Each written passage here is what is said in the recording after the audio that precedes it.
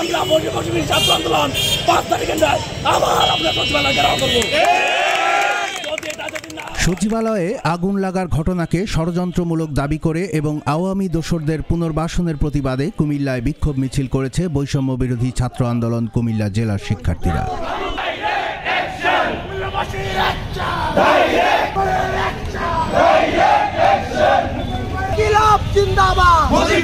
জিন্দাবাদ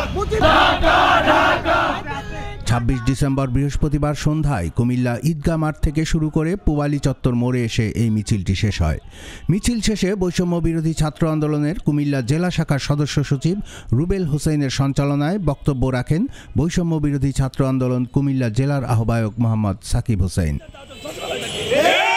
তাহলে আমাদের কাজ হবে আগামী 5 কার্যদিবসের মধ্যে এই সচিবালয় থেকে আওয়ামী লীগের দূরদর্শন না যদি বের করা হয়, আমরা বৈষম্যবিরোধী ছাত্র আন্দোলন 5 তারিখে আবার আমরা সচিবালয় ঘেরাও করব।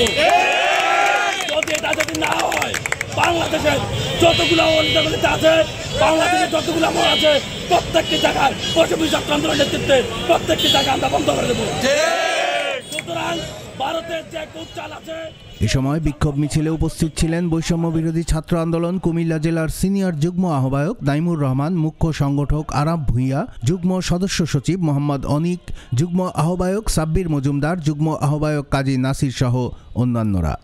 বৈষম্য বিরোধী ছাত্র আন্দোলনের নেতৃবৃন্দ বলেন, শেখ হাসিনা পালিয়ে গেলেও তাদের দোসররা এখনও ষড়যন্ত্রে লিপ্ত, তাদেরকে দাঁত ভাঙা জবাব দেয়া হবে। আগামী 5 দিনের মধ্যে সচিবালয় থেকে আওয়ামী লীগের দোসরদের বিতাড়িত না করলে 5 আগস্টের মতো আবারও সচিবালয় ঘেরাও করা হবে।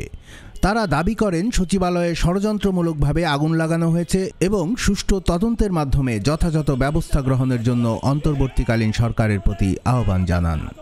কুমিল্লার কাগজ, নিউজ ডেস্ক।